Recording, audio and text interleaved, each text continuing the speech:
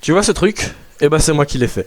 Et dans cette vidéo, je vais t'expliquer comment je l'ai fait et je vais te montrer ça. Et avant, n'oublie pas de t'abonner et de lâcher un like parce qu'on est que à 2% des 1000 abonnés. Allez, c'est parti. Mais avant de vous montrer ma création, faut vous mettre un contexte. Il y a un an, je regardais des vidéos faites par la guilde des narrateurs. Et à ce moment-là, ils font un let's play multijoueur sur le jeu Stellaris. Et c'est génial, j'adore ce jeu. Tous les vendredis soirs, j'attends leurs vidéos avec hâte.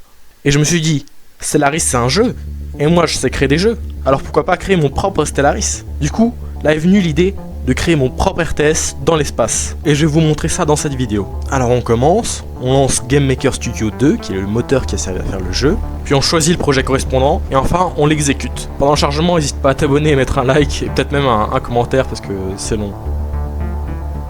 Alors une fois arrivé sur le jeu, on est face à un menu, et il y a plusieurs options dans ce menu qui peuvent nous emmener dans plusieurs endroits, mais je vais pas vous les montrer. Juste, faut savoir que quitter, ça ferme le projet, voilà. Et quand on clique sur Play, ça nous emmène ici.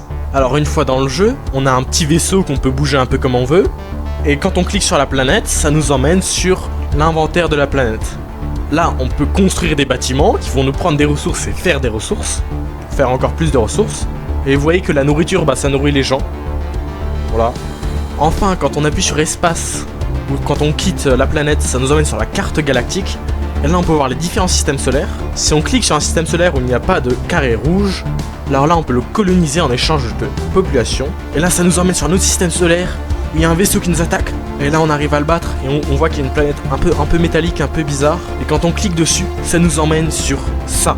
Alors ça nous explique qu'avant nous, il y avait une autre civilisation qui a déployé beaucoup d'efforts pour enfin s'envoler dans l'espace et briser sa solitude. Je ferai sûrement une autre vidéo où j'explique plus en profondeur comment marche le jeu, aussi quel est le lore qui se cache derrière. Sur ce, merci d'avoir regardé.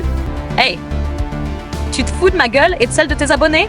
Tu vas essayer de nous faire croire que tu sais faire du jeu vidéo alors que tu sais même pas ce qu'est un corner à la Rénoise. Pas vrai, je sais ce que c'est un corner à la Rénoise.